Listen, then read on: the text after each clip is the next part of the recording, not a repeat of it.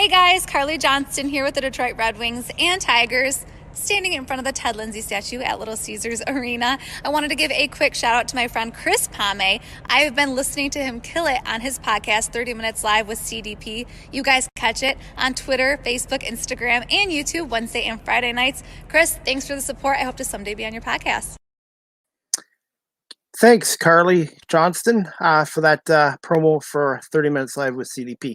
Anyways, guys, good morning, everybody. I normally don't do my podcasts on a Monday, and especially a Monday morning, but I'm just waiting for my guest today, Ken Daniels, the longtime play-by-play TV voice of the Detroit Red Wings on Bally Sports.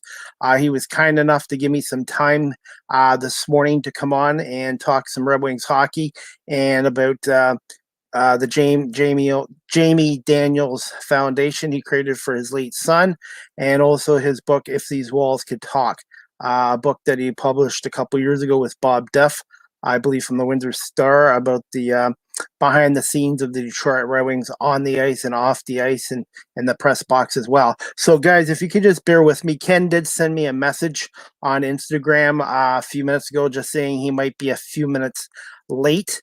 So, yeah, guys, thanks for all coming in. Ken will be on. It just might be another few minutes. So, before we go on tonight, I'm going to show a video of Ken when he was on Hockey Night in Canada in the mid-'80s. And just before I do that, I'm just going to say NBA Final Four podcast. Myself and Aaron Sanders from the Windsor Express are going to do a breakdown of the Eastern Finals, Western Finals. Hopefully we'll know by Saturday. This Saturday, June 19th at 7 o'clock. So if you guys can tune in this Saturday night at 7 o'clock on YouTube, Facebook, Twitter Live, and later on my audio platforms, Aaron Sanders, the voice of the Windsor Express, and myself will do a breakdown of the most likely the Eastern Conference and Western Conference finals, Final Fours and stuff like that, which I'm looking forward to. So anyways, guys, like I said, just give me a minute and I'm going to just play a clip of Ken Daniels when he was with Hockey Night in Canada while we're waiting for Ken. So give me 1 second. We're going to put this clip on right now, and we're going to play it. Clip courtesy of Ken Daniels. Alongside the legend in the first playoff edition of the Coach's Corner. If I didn't call him a legend, he probably would have said he was, but that's just a prediction. And we're going to talk about predictions now in this first round of the playoffs and further on. From there, first of all, this game here, St. Louis and Toronto. Well, Toronto had to come out banging. They didn't come out banging. I don't understand it. When you lay back against a team that's lost 7 out of 8 and give them life, and as they were going along, I said, as long as this game goes along 1-0, better St. Louis. They should have shot the works in the first 10 minutes. That's what they were supposed to do. This Curtis Joseph has not played well. They didn't bother him. They didn't get any shots on him. When you come into this building, you got to get on them very fast. They didn't, and they're paying for it now. But I'm still picking them to win the series. It isn't Wendell Clark wonderful? That 7 of 8 thing, though, I guess, is now out the window because they came through the first period, at least St. Louis did. Yeah, and, they say that Toronto, won the 7 out of 8, but a lot of people forget that St. Louis outshot them by 100 shots. 100 shots over 8 games, that's an awful lot of shots. Doug Carpenter says they're pretty inflated in this building. Well, he's pretty smart saying that because, he's getting his team up and everything, but they weren't inflated in Toronto, and they did outplay them. It was Bester and their goaltender saved them.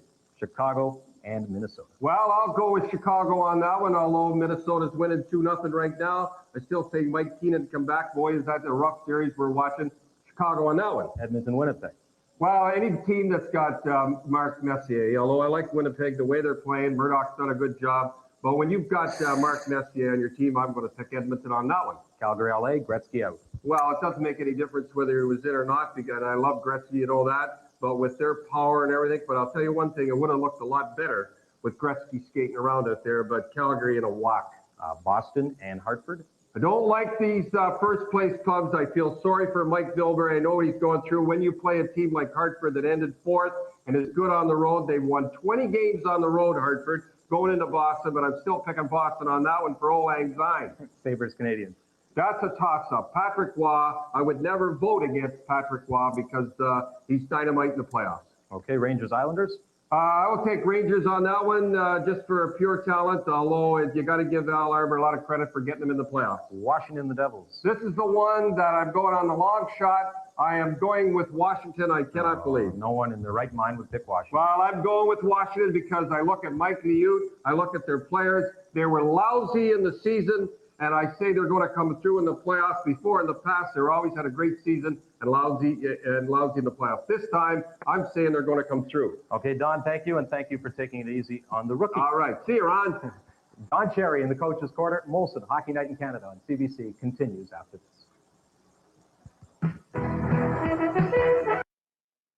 Anyways, guys, that was just a clip of Don Cherry and Ken Daniels when he was a rookie with CBC's Hockey Night in Canada. So anyways, guys, I apologize. Ken will be on shortly. He just told me he was going to be a few more minutes, so around 10:40 or whatever. But I just wanted to show you that clip of Ken Daniels, who started his career in Toronto at CJCL 1430 originally, and then he was one of the originals at the Fan 590 in Toronto. And then he also did some CBC baseball with the Blue Jays. And he was also a TV play-by-play voice of the Toronto Maple Leafs in 1988 as well.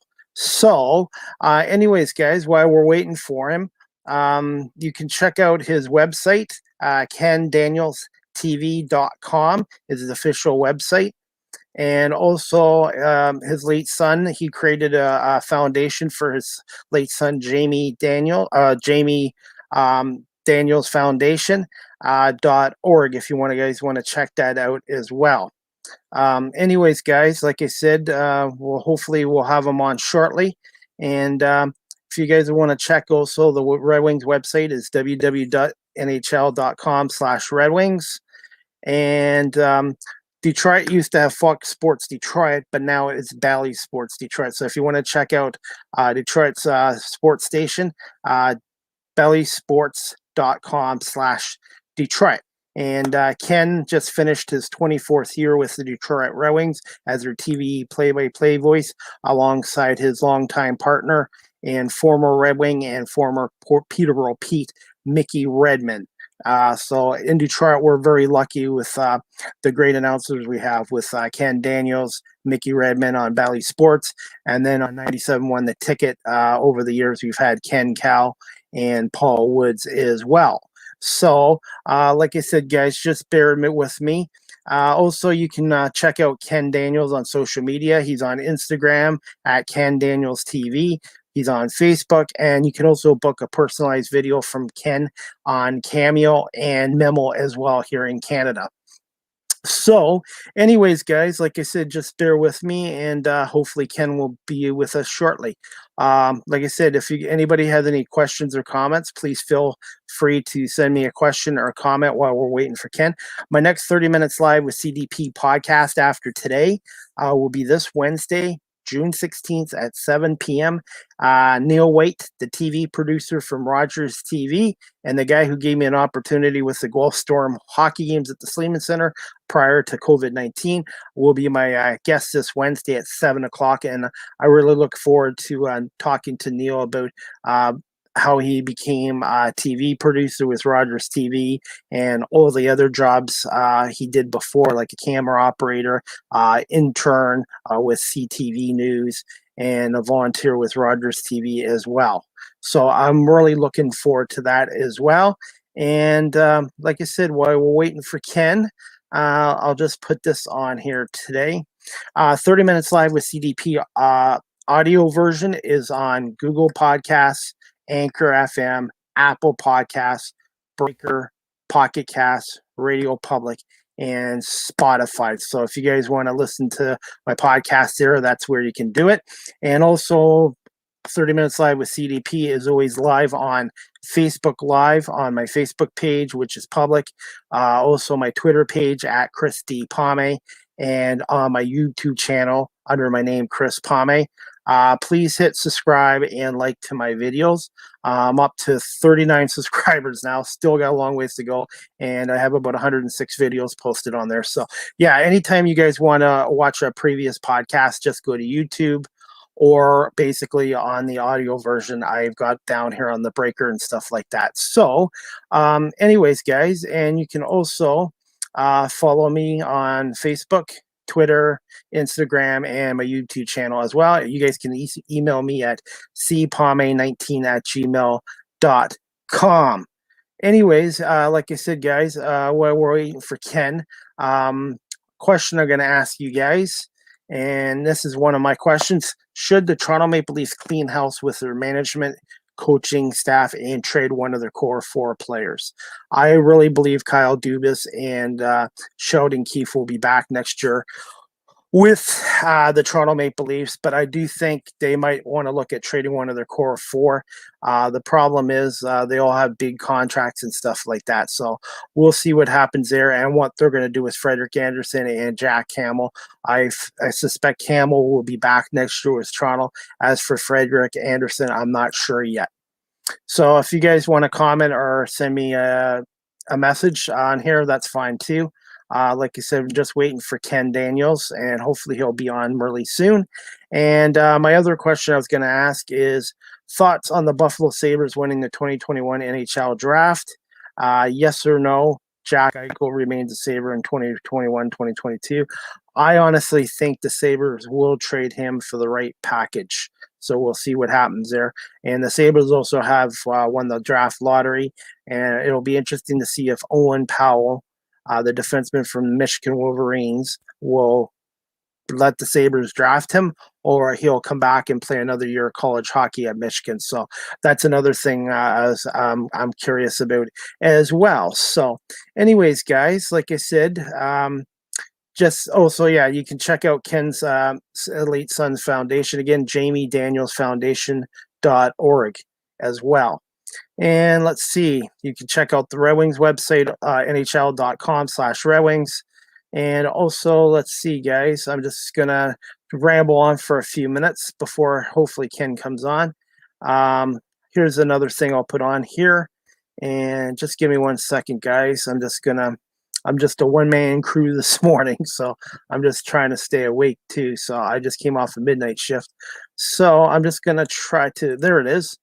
A couple years ago in 2017, Ken Daniels with Bob Duff, I believe, from the Windsor Star, published this book called If These Walls Could Talk.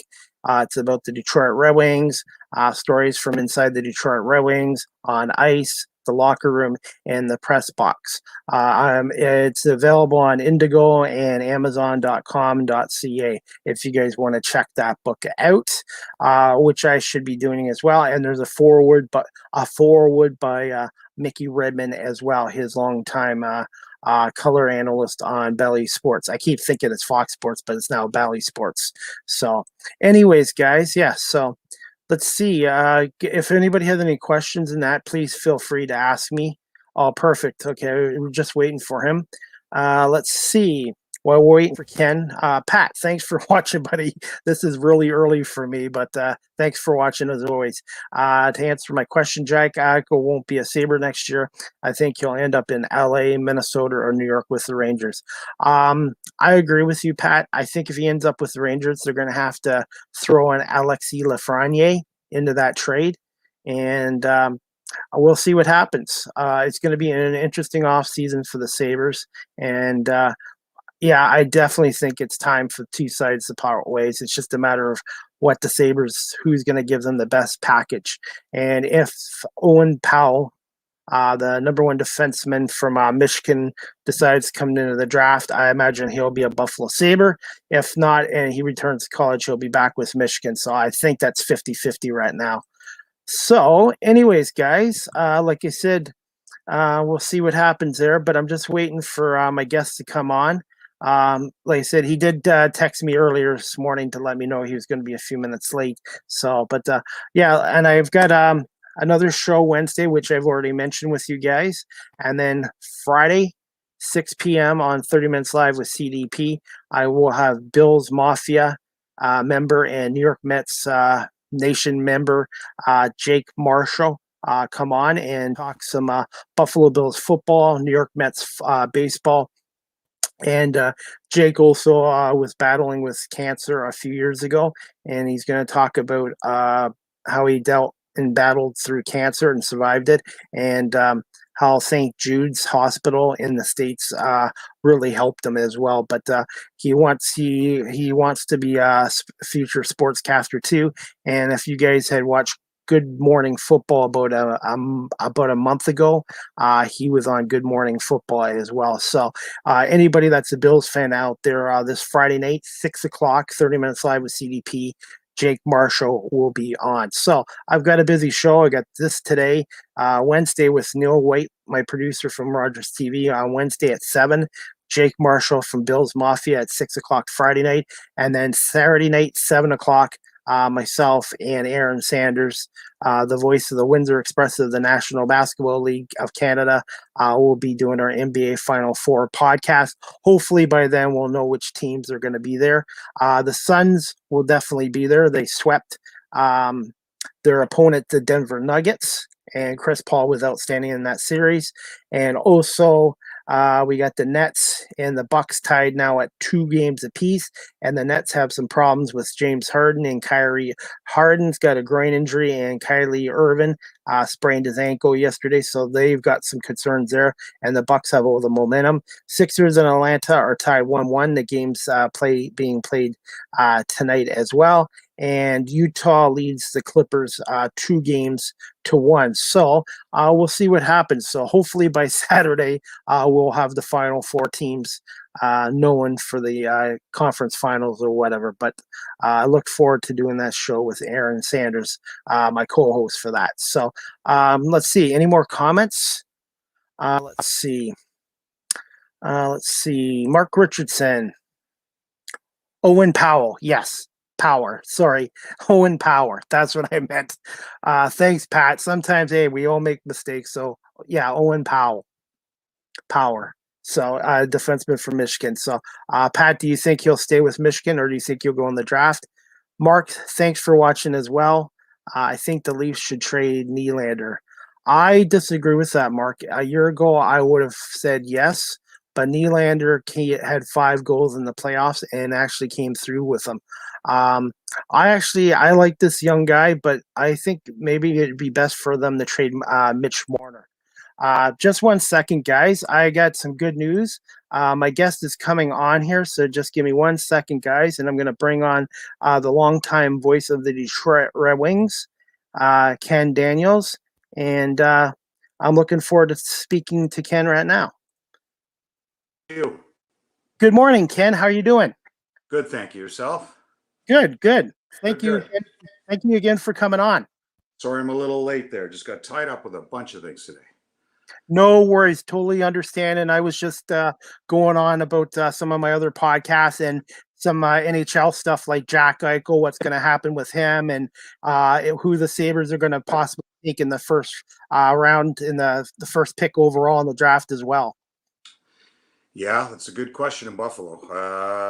Well, the first pick, is going to be Owen Power, who said he's going back to Michigan. And quite frankly, if I'm the Buffalo Sabres, that's just where I want him. Let him keep learning from Mel Pearson and get out of that environment. And I'm not so sure whether Eichel or Reinhart or Ristolainen, I don't know who's going to be there by the time Owen Power shows up there in maybe a season from the one that's coming. I was going to say the Sabres are kind of really in a mess right now. I don't even know if they're going to keep their intern coach Don Granato right now as well. I know Kevin Adams, I think, is going to be safe as their GM for another year anyways.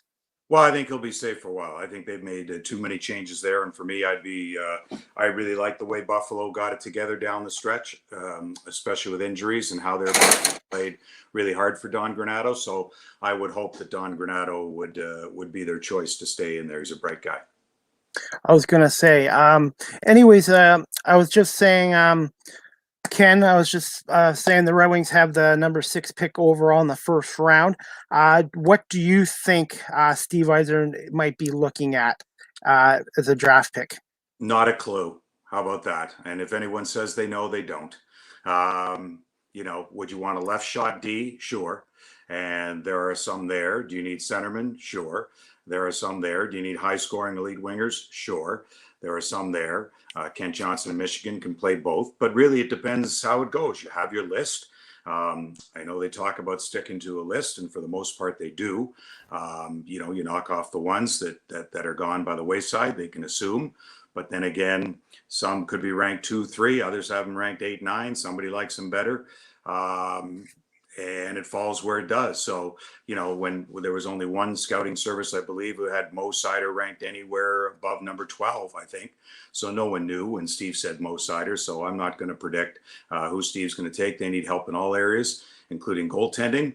And I think for Wallstedt to be picked at 6 may be a bit rich at that point. But you've got the 22nd pick overall from Washington in the Mantha deal, which is really it's 23, but goes to 22 because Arizona cheated. So really it's the 22nd player off the board. If there's a goaltender there, might they look at that? But anyone who says they pretend to know what Chris Draper and Steve Yzerman's thinking, they don't. I was going to say in the next 2 years, the Red Wings have 22 draft picks, I believe. 22, 12 this year. And, a lot's going to happen with the expansion draft and whom they protect or they don't. And maybe they know they can't protect somebody and they move them beforehand. But then it runs into problems. You could say, well, then if they're not going to protect them, my goodness, why would another team trade for somebody? Well, they might if, in fact, they think that they've got somebody else on their roster to choose from that they may want to lose or could lose more before that guy, and he's also unprotected. So that's where that comes into play. So Steve could pile on for more than the 12 picks that he's got right now, coming up to what's happening with Seattle and beyond. Do you also think Lucas Raymond and the big defenseman Sider will be given an opportunity in training camp to make this club? Well, I'd be shocked if Mo Sider didn't make the team, considering he's the best defenseman in Sweden, in the Swedish Hockey League. Voted as such, and at the age just turned 20 years old. I think that's remarkable. I watched him at the Worlds, really good, so solid.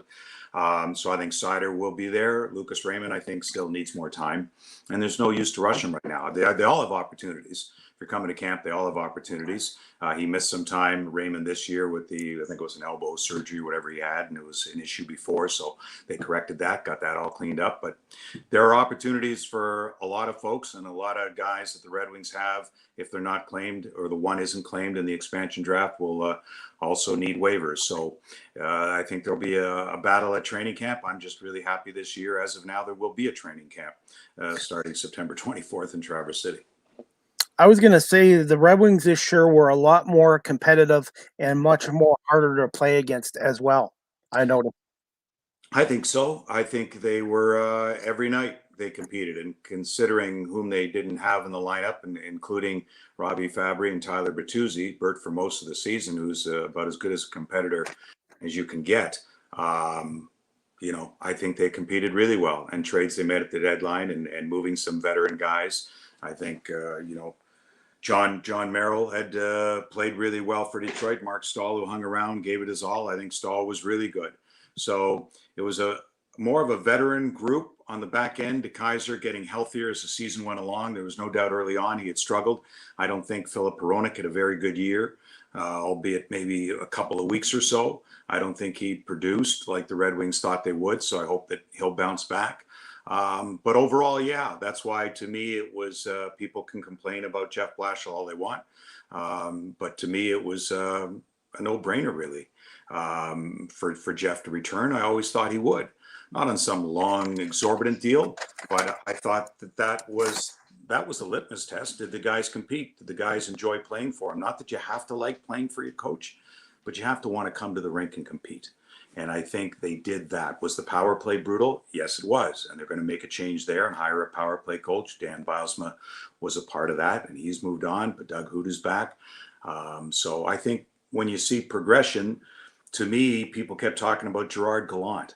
Gerard Gallant's not an X and O coach. Gerard Gallant is going to get a job, and he's a very good coach, even if he were to wind up with the New York Rangers. If that's the way they went, they got a team that's with the prospects and the way they are, and with the likes of Artemi Panarin, who they got down the middle, Zibanejad, et cetera. They're more on the upswing, where Gallant can now take them to the next step. So why would you hire a coach who's not an X and O coach per se, and just raise expectations in people's minds? The Red Wings are going back into the Atlantic Division. I think the playoffs are a stretch still for a couple of years, considering who's in that division. Just look at who's in front of them.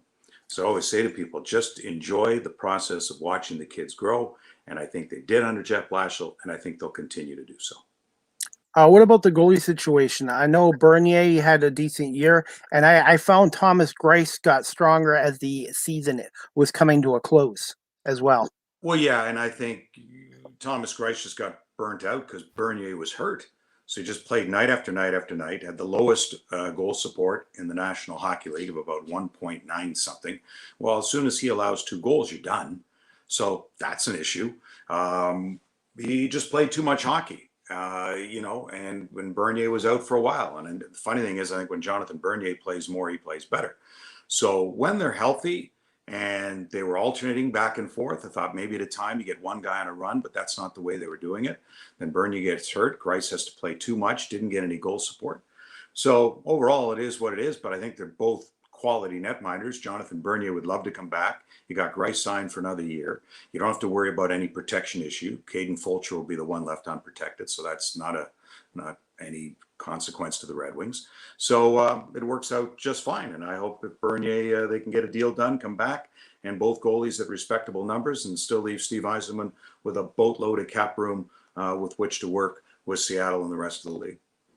And hopefully I'll be able to cross the border next year, because I miss going to Little Caesars Arena and being at an actual NHL game, as well as doing camera work for the Ontario Hockey League's Golf Storm with Rogers TV. Yeah, well, we missed the fans coming over too, and we had only 750 or so, maybe 1,000 by the end of the season, and we missed the atmosphere too. The synthetic fake noise just doesn't cut it. It's funny, as best they try, but there's a shot on goal, and a second or two later, you're there, ooh, like that, and it just, you have to build to it, and it's hard to do. So it's not the same, and it was, even for us in studio, it was difficult because it's you're calling it off a television, but again, you're just dealing with synthetic noise. You don't have as many cameras at your disposal. You're just like the road team coming to Little Caesars. When we go into another building, we're at the mercy of the home broadcast. So there's a little bit of a delay there. They have to stay on their player. You're not sure where they're going. You got to take their replays for the most part. So it was just a different world. So we can't wait to be back in the rink too. Yeah, same here as well. I miss the Ontario Hockey League as well, and like I said, we have 4 Golf Storm alumni on the Red Wings currently. Yes, with Fabry and Bert, and who was it that I was surprised when I looked it up, because I didn't realize at the time that also playing with them when he came in as a rookie and had an outstanding season was Pius Suter. Yes, right? Pius Suter years ago was playing with the Golf Storm when Bert was there. Yeah. When Fabry was there. There was someone else that was there at the same time too, and I'm trying to remember who it was, who's in the National Hockey League now. But at any rate, I thought that was really cool, and Pius Suter came on and had a really nice season for Chicago. Was he do you remember him playing there then at the time? Yeah, he was a good player, but he never got an opportunity. I think he played over in Europe for a while. Yeah, he left before. And then went back to Europe. Yeah, and then came over to Chicago. Yeah. And sometimes these kids don't get an opportunity in the NHL, and that's all they need is an opportunity. So for many, and then you got to take advantage of that opportunity. It's not a long time in the NHL anymore, and that's why you see some signing as free agents and never drafted, and you say, how did he slip through? Well, sometimes they do, or they mature later, and you just don't know where they get that impetus overseas, they get the confidence, and then they come over and play. But the average career for a National Hockey League player now is 3 to 5 years. And it's not like you think, boy, you're playing a long time. No, you're really not. And the way that the kids are coming in now and going all guns a-blazing at 20 and 21 and 22, now all of a sudden you're playing, and if you're good at that age and you're playing 5 years, you maybe get a contract. Now all of a sudden at 32, 33, for the most part, you're too old. Remember when free agency used to be 31, and you'd play into your 40s, or Chris Chelios into your 60s, or whatever the hell he played into. But, it's not the same. The league's changed. It's a young man's game with plenty of skill now and speed. And I'm watching the playoffs now, and I see the speed, and it's a whole different level of game. When I watched Vegas, Colorado, and looking forward to watching Vegas and see how Montreal, after a little bit of a layoff, can handle them. And then you see the Islanders play against Tampa, and I think the Islanders are for real. And you just see the speed, and not just the speed, but the skill with which they play the game. and they can play the system because they got skill. And even when you watch Tampa late, and they, got the 1 goal late from Braden Point yesterday, and they're trying to get closer, and you just see them fire that puck around. You go, oh my goodness. I mean, from player to player to player, and there's just so much out there. And that's where these teams who have these elite players, an elite defenseman, a couple of an elite winger, an elite center, and then you got an outstanding goaltender, and you see how far you got to go watching these playoffs.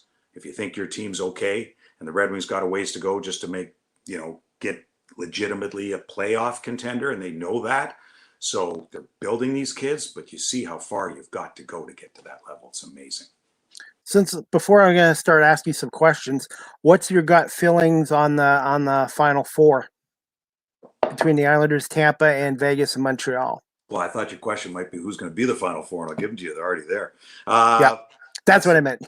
Yeah, that's a good question. I would, boy, and I love Andy Green, and and John Cooper on the other side, Derek Lalonde. So I'm torn. I wind up rooting for people. So really, if either one in that series, Islanders or Tampa, win, I'm good with it. I love what Lou Lamoriello has done and how he builds a team.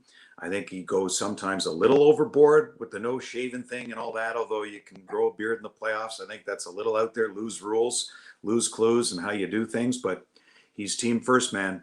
And you can't argue with success and what he did. And I believe, honestly, some of the contracts that the Maple Leafs have now, if Lou were still there and didn't leave, Nylander would have been sitting that whole year, and the other guys wouldn't have got the deals they got. And I think they might be in a better position today. Not that their players aren't really good, but there's just something that Lou brings, that fear to the team. And you see now what the Islanders do.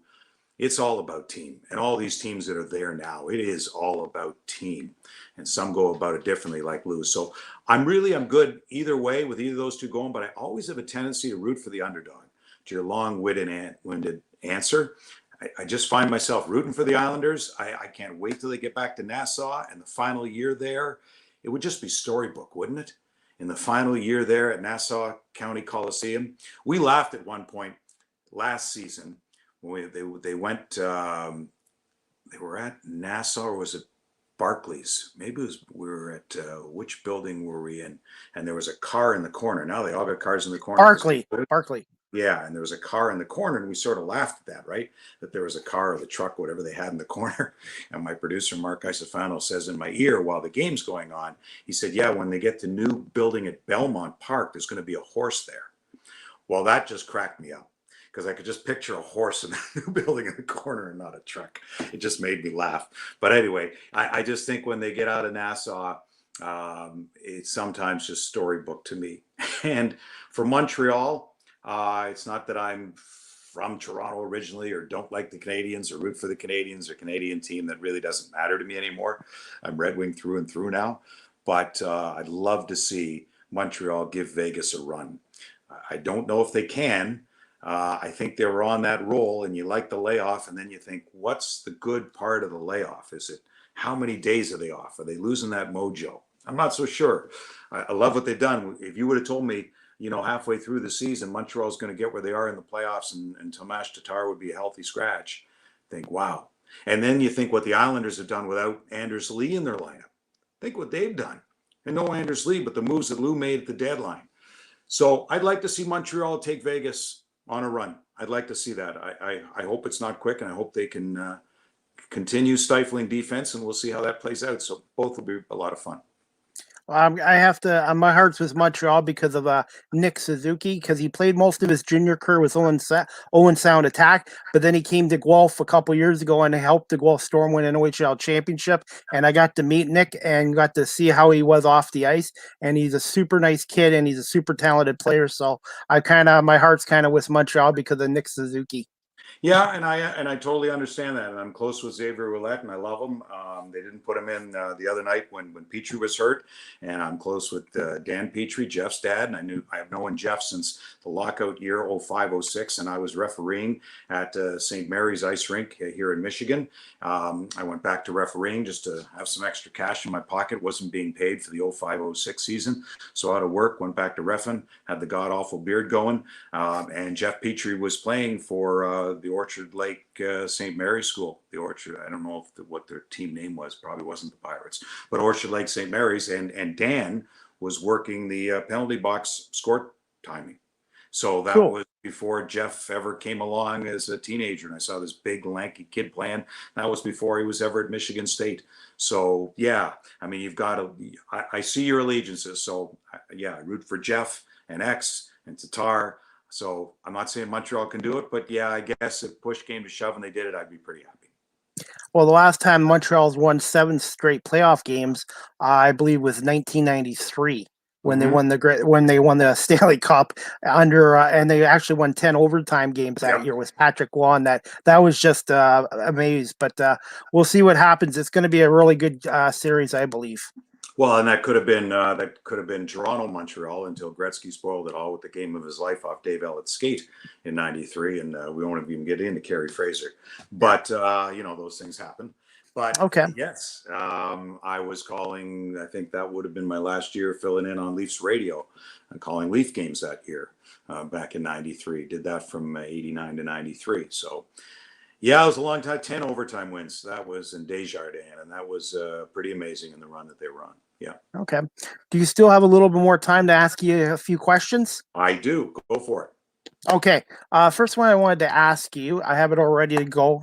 Can you just tell my audience just a little bit about yourself? And basically, when did you know you wanted to pursue a career as a sportscaster or a play-by-play announcer on radio or TV? Probably from the age of 10. So in the late 60s, falling asleep, listening to Foster Hewitt on the radio when the games all weren't on television and they'd expanded to 12 teams just before they went to Buffalo, Vancouver, added on. And I'd listen to the games on the West Coast if the Leafs were playing the California Golden Seals or the LA Kings back then, even into St. Louis. And sometimes I'd get the games on KMOX. Out of St. Louis with the late, great Dan Kelly, who was my idol growing up. So as much as I listened to Foster, I tried to go down the dial to 1120 on my yellow twist Panasonic radio and underneath my pillow and listening to Dan Kelly. So I was just enamored with the sound of the game, being at the game. I just started to play hockey then. I wasn't playing at the age of 3 or 4 or 5 like they did now, and I had started my son at an early age on skates. I really didn't start to 8 or 9, and yet I picked it up pretty quickly. And just fell in love with the game. I don't know if the time I was thinking, boy, I'd like to do play-by-play. I was thinking at the time I wanted to be on the radio and do radio sportscasting and get into it. I wanted to be in Maple Leaf Gardens. I wanted to see what the dressing room was like and be a part of that and feel it. It was just a passion. So as I say, Ernie Harwell always said, if you do something you love every day, God gives you that talent. You've never worked a day in your life. So honestly, I don't think I've ever, although some nights working overnight radio and, you're sleeping all day and you're going in. One of my first jobs in radio was working 10 at night till 8 in the morning and going to the cop shop to get the police reports and writing up little news reports for the anchors in the morning. It can be tiring, but I loved it. Even covering City Hall politics in Toronto and Queen's Park, the Ontario legislature where I started, it was just versatility. So I think I wanted to do that. And then at age 17, still going on, watching Brian Williams on TV. I wrote Brian Williams a letter asking him to come down to CBLT, CBC Local in Toronto, to watch him do the sports. He called me and said, sure, come on down. And I did. And then followed Brian's path. And some 8 years later, when I got the job at CBC Television after working in radio for a while and called enough people, someone took a liking to me, worked in radio. Then someone gave me an opportunity to audition on TV. And then a year later, I took Brian Williams' job at local TV when he went to national. And then a year after that, I filled in for Brian on national TV. And this is all from a letter I wrote to Brian Williams when I was 17. So it worked out. I always say to people, there's no such thing as luck, Chris. Luck is when preparation meets opportunity. So you can be right place, right time. You can have someone call you and offer you a job.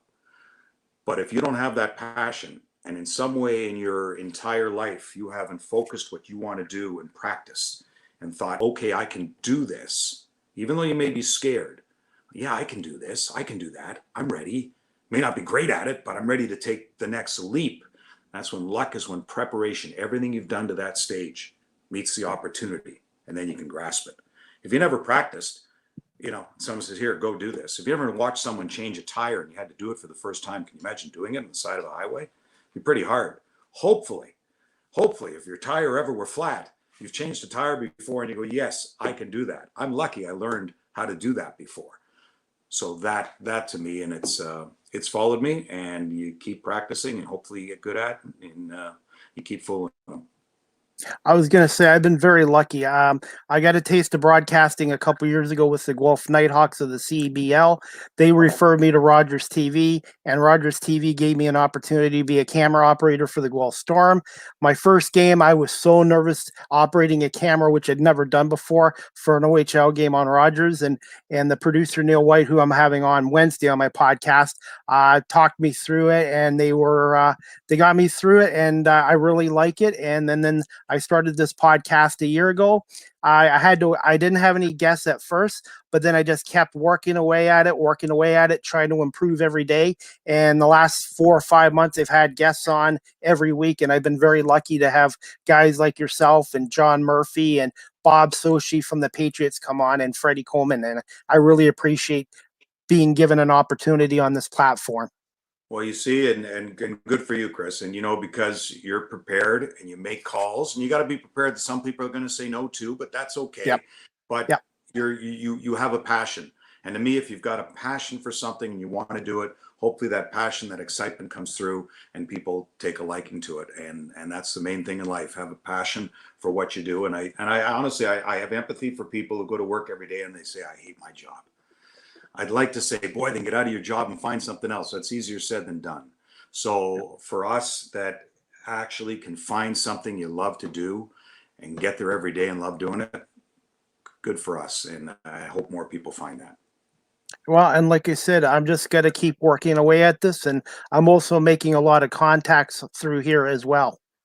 Yeah, and it's who, and you keep doing that, and it is who you know, and someone may not be able to help you, but they say call this person or that person. When I went to start in radio, I went to York University in Toronto. I graduated with a Bachelor of Arts degree, and then called people. And I went up to Penetanguishene, Ontario, and a small radio station. And when you're in a small station and you're doing a news read on an audition, and they have you read the funeral notices. Those are hard to do, and I'd never done it. I'm just like faking. You practice into a tape recorder. I did a show called Metro MTHL Weekly on cable television, Willowdowns cable at the time. A lot of folks who actually got into Toronto television had started at Willowdowns cable. They gave me a TV show. I didn't know what I was doing, but I'd watch enough TV, watch the likes of Brian Williams, that hopefully I could pick up little things, and listening to guys on radio and how to condense what you're saying and your questions. And I noticed that about you. Although my answers may be long, your questions are short. Someone told me a long time ago in this business, if you can't ask a question in under 8 seconds, don't ask it. And it drives me crazy when people ask a question, then they answer their own question trying to tell people they know what they're talking about. Well, don't, because you have a guest on, and it's important you let them talk, even though I may be long-winded trying to get in what I'm trying to tell you. But, when I went up to Penetanguishene, Ontario, and the guy looked at me, and this would have been back in 1979 or 78. So I just graduated from York University. And he said to me, if I hire you, you're really green. You have no experience. And I'm thinking, yes, but he was paying me $600 a month.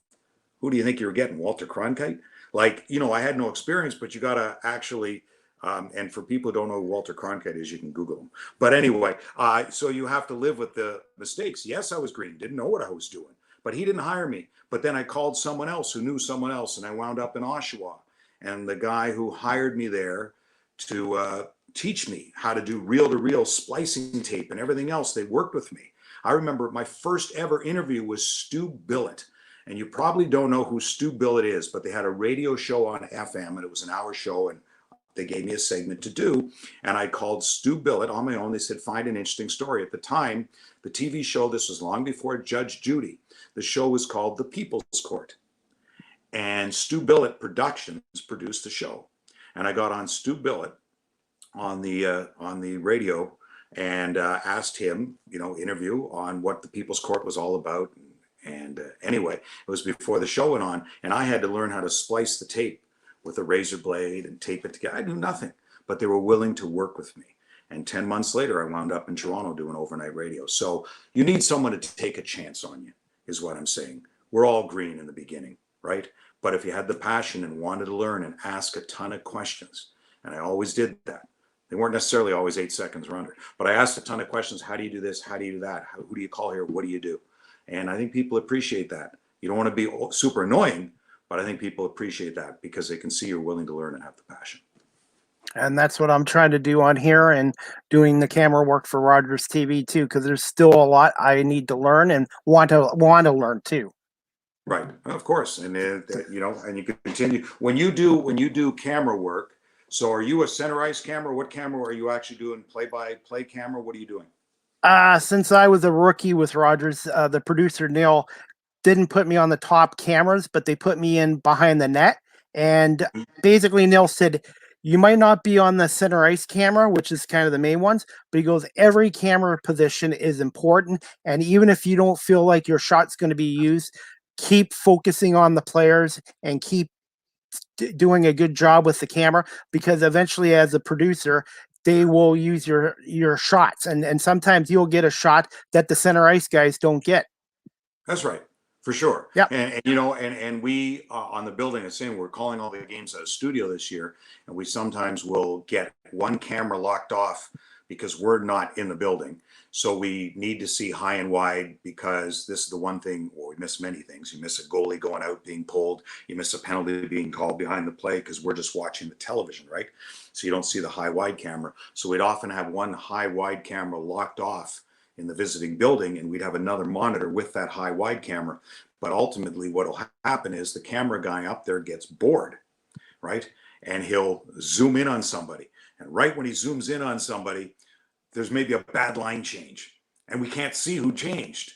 And Mickey will get more than peeved because the camera guy, you know, that's the job. Just leave it there. You're doing what you do. Don't overdo it. If we need the shot, we need the shot. And Mickey will say, well, how did that goal happen? Let me see the line change. We don't have it. The camera guy zoomed. Oh, that drives you crazy. So yeah, listen to your producer and tell him, just because you're not doing a lot, don't think you're not doing a lot. You're doing a lot to help those who need it. Exactly. And like I said, because the time you lose focus or whatever, that's when they might need your view for a replay or a goal or a fight or something like that. So that's great advice by my producer, and what you just said too. Yeah, and interesting, you just use when you lose focus. It could be mental focus, or in your thing, focus on the camera. Exactly, well put. Yep. Yeah, and like I said, when I go to the games as the camera operator, I feel like I'm playing hockey again, because I have a job to do, and it's a team effort. And being with Rogers TV, everyone has to do their job to make a successful broadcast. The same with Bally Sports with you and Mickey as well. Mm-hmm. And you know what? It's a great for Rogers TV, and it's such a wonderful opportunity to learn. And believe me, Rogers TV has expanded long how, you know, it was when in the 70s when I was going to Willow Downs Cable, and Rogers Cable had a spot there too on Channel 10, Rogers Cable, where a lot of folks could learn, and then went on to maybe CFTO television out of Toronto, or CBLT or Global TV. Those were the places to learn. And it's unfortunate today. And I always tell kids, and they say, what do you do? Or like what you're doing, a podcast now, and you can stream as well. And you can, you know, get your chops going there. But back in the day, like for me, when I went to Toronto radio out of Oshawa, you could do overnights when no one was listening, and you could screw up and you can make mistakes, and you're preparing a newscast and your sportscast, and you say, that didn't work. How do I see this story? So how do I condense it into what I need, learn to write correctly? And then your news director will come in, and you'll go back and listen to the tapes on how you did on the overnight when very few people are listening, or see you screw up, right? So it's unfortunate now with the way the terrestrial radio has gone, the kids don't have that opportunity. So I'm really glad that Rogers is still offering the opportunities for people to learn and get their chops, and like yourself, and it'll go a long way to helping our industry going forward, and doing what you're doing. That's what I tell folks. Try to do a podcast. Try to do anything you can just to get your name out there. So I commend you for what you're doing.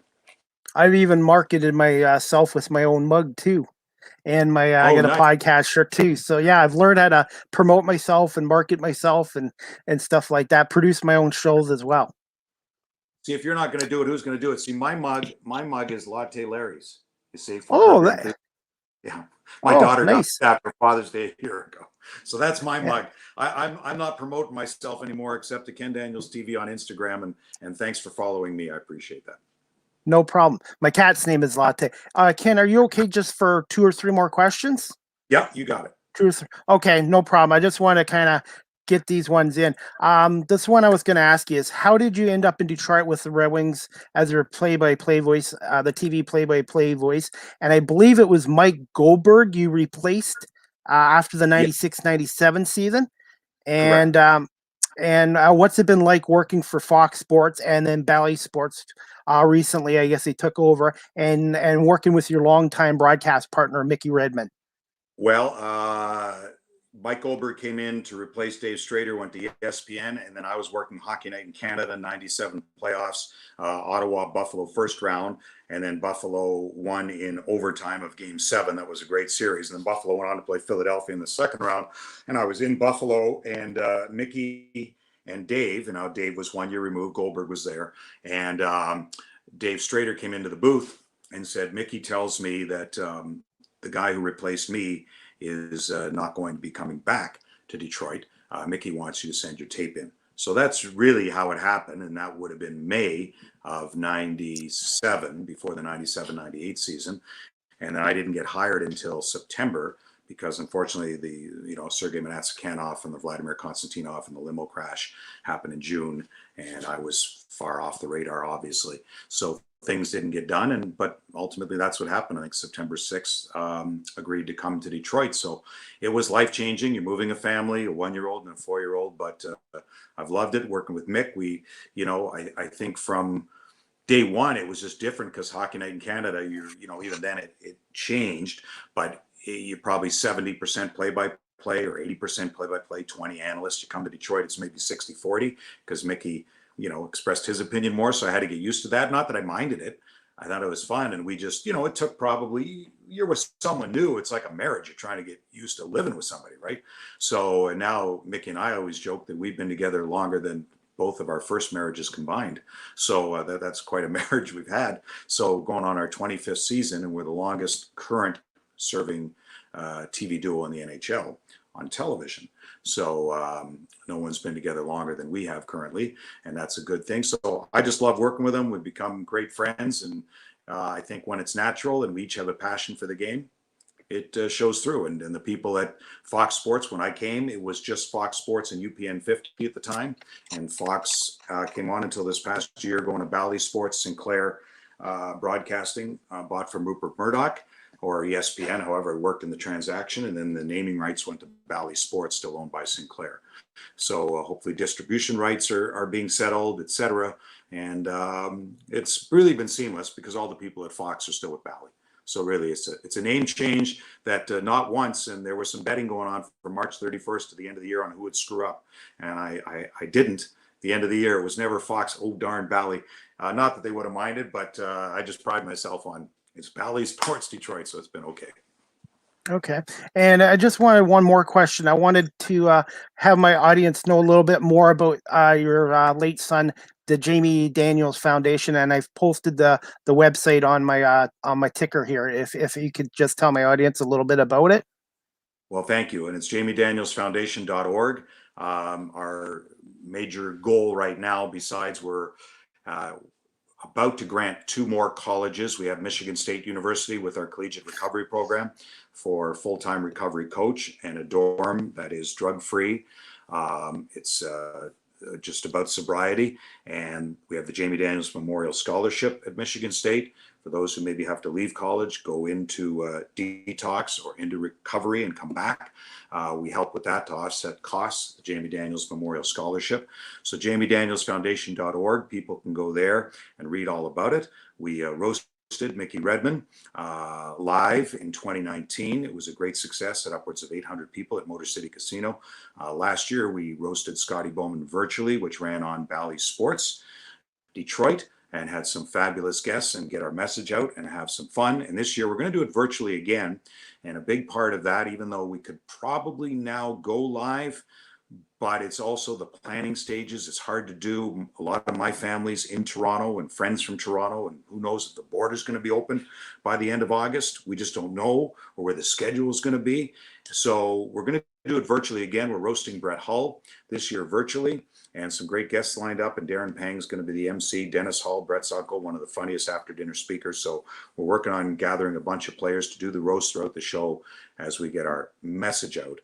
And we're looking to build long-term, safe, sober recovery housing in Oakland County, Michigan. 80 units, 50 which will be through the drug courts for those who've been arrested rather than incarceration. You still continue going through the program with probation officers. If you've been arrested, go through drug testing. You have to be clean. Find a job. We're going to have job placement on site, music therapy, art therapy. My son got patient brokered in Florida, meeting the seedy side of the recovery business. Someone sought out Jamie because he had good insurance. He left the sober house he was in. He was in sobriety for 7 months, working at a law firm, studying for his LSATs in Delray Beach, Florida, and then got patient brokered, which ESPN E60 did a marvelous piece on Jamie's story in April of 18. Got patient brokered to go to a house that was anything but sober. And what happens is, if you have good insurance, kids meet someone with that, and they get paid to bring them to that house for basically free rent, or $50 a month, $50 a week, rather than $245 Jamie was paying a week in a safe place. He went to that house unbeknownst to any of us. We didn't know what patient brokering was back in 2016, no idea. We do now, we've spoken before Congress. So what happens is you go to that house and they send you to a so-called addiction doctor, who then sends out your lab tests, which aren't warranted. And those labs then bilk the insurance company. And one of Jamie's doctors, Dr. Michael Agati, will stand trial May of next year. We'll be there for that. And he's accused of bilking the insurance industry for upwards of $681 million. Wow. Wow, So I had no idea. Jamie's case is one of 5 indictments against Dr. Agati. It won't bring my son back, but it does give you some sense of justice. The final place where Jamie lived, A Journey to Recovery, it was called. And again, we didn't know at the time. You know, you're 23 years old, right? And Jamie says, I got this, Dad. And he'd been sober for 7 months. He was on a good path. But just because you're in sobriety, it's the rest of your life. And then you meet people who are all about the greed and the money to try to get you to relapse again. They sent Jamie to an addiction doctor who put him on Xanax. No addiction doctor should put a recovering addict on Xanax. And as I always say, addicts don't want to be addicts. Jamie didn't wake up one day and said, let's take this pill and screw up the rest of my life. Just like someone who takes a drink and becomes an alcoholic because it's in their system and the glutamate receptors in the brains change. The chemical receptors, everything in your brain is altered. And you don't know that's going to happen. Everyone's built differently. It's nature versus nurture. And some kid at Michigan State in his freshman year turned Jamie onto opioids or try this to get high. Should you know not to take anything? Sure you should. But you're a kid. You're a freshman. You're trying to fit in with peers, and there's peer pressure. You take a pill and you get a little high, just like you might a drink and alcohol. And within 5 days, my son was hooked. Couldn't get off it. Not the same for everybody. And somehow Jamie graduated through all those years at Michigan State with a 3.5. But it was in his system and he couldn't change. And this is where I tell people, have empathy for those, because those who are addicts, they continue to use just so people know, because their brain is so messed up. The brain says, if you don't continue to get me high and take something now, you're going to be as sick as you've ever been in your life. And that's called detox. And when you detox, you are as sick as you've ever been. And Jamie did that a couple of times to try to get off it. But you're never off it. Not fully. You need direction every day. And Jamie tried until he went to a house and someone gave him a pill. He should have known not to take it. I'm not saying Jamie was, hey, you should have known not to. But when an addiction doctor puts you back on Xanax for anxiety, and now you start to feel better about yourself, and you go, oh, I'm okay. And that pill was laced with fentanyl, and Jamie died. And right beside him was a kid who patient brokered him. And they left him there for an hour in the morning until they called paramedics because they wanted to clean up the house from drugs in the house and worried the cops were coming, because they were. That's what happened to him. So we're trying, that's still going on in the United States. 2.5 million are addicted. Those who have their wisdom teeth out, who have no idea about taking oxycodone or something, or Percocet, and a doctor prescribes it to you because your wisdom teeth out. If 4 million young adults get their wisdom teeth out in a year, and this is in Canada, the US, I don't care where it is.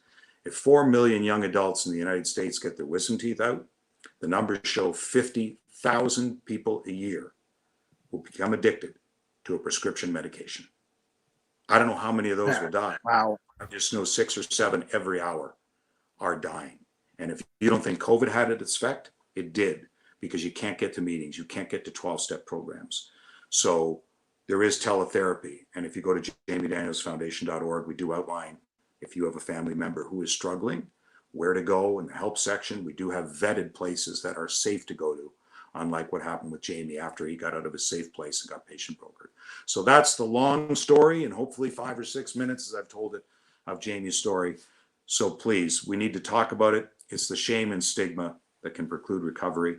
And you know what? We didn't talk about it till Craig Cousins of The Athletic asked me about it 9 months after Jamie passed. I mean, people knew, but Jamie didn't want anyone to know. He didn't want his friends to know. He went to Florida to recover. My family didn't know.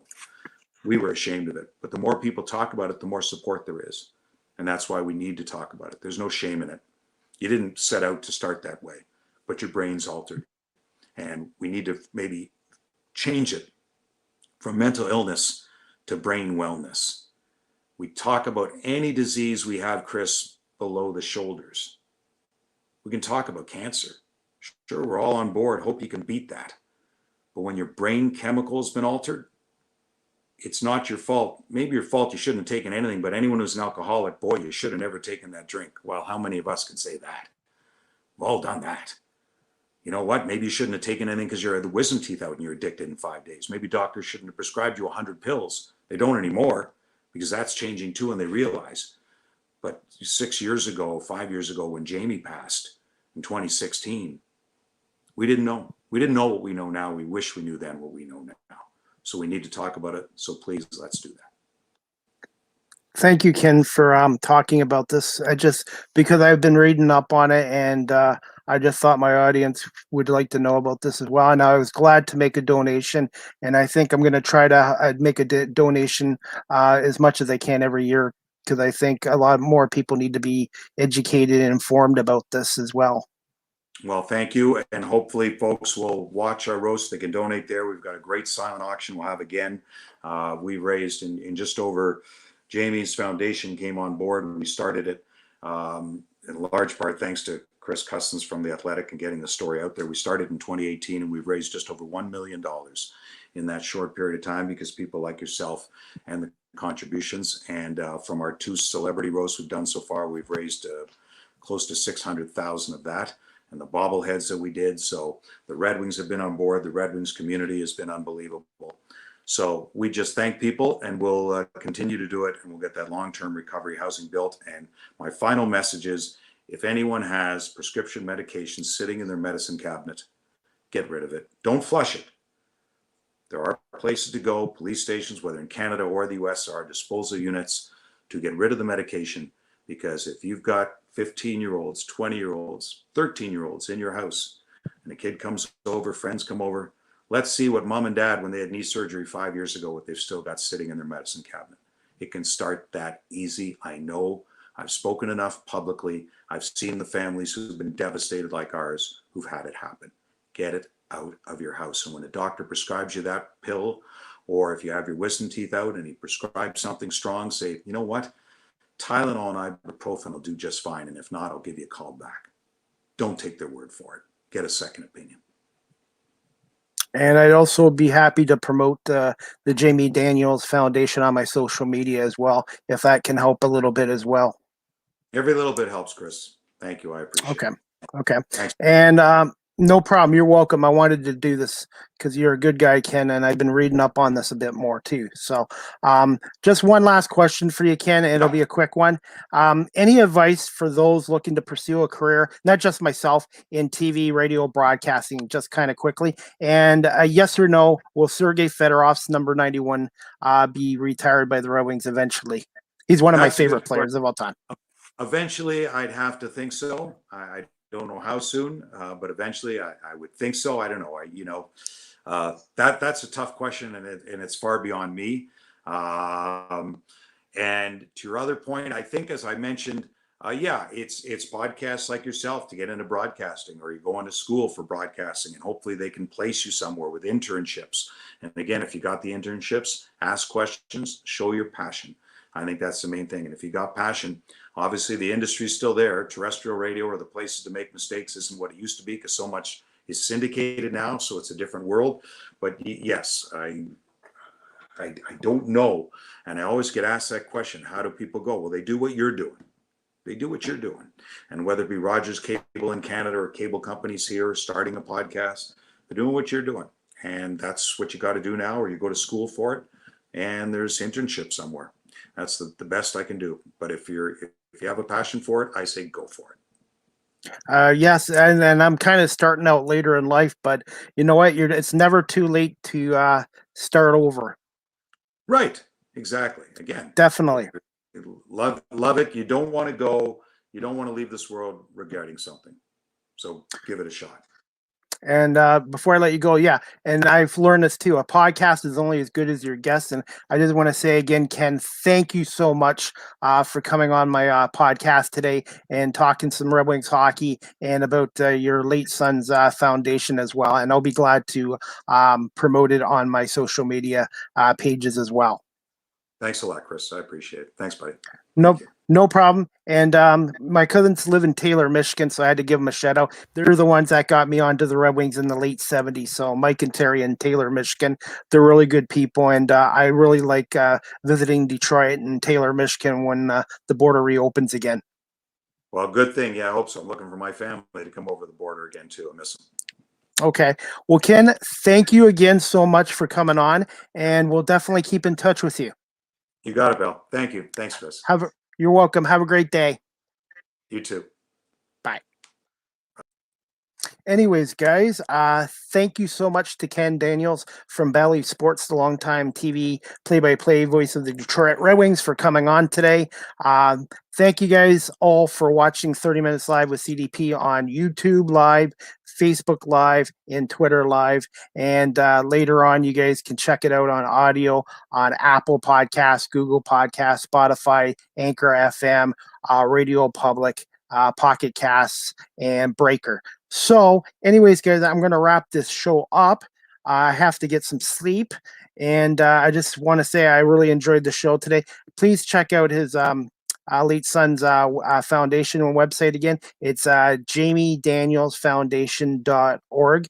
And you can also check out Ken Daniels' website at kendanielstv.com as well. And like I said, guys, I'm a huge Red Wings fan, and I was really honored to have one of the best play-by-play guys on television come on today. So just before I head out, I'm going to head questions. Let's see. Mark Richardson, great fun guest. Thank you so much. And Pat, powerful stuff. Thanks for sharing your story. Well, thank you also, Pat, for coming on as well. Appreciate you, Mark and Pat, for watching. And like I said, maybe hopefully I can get Ken to come back on again in the future.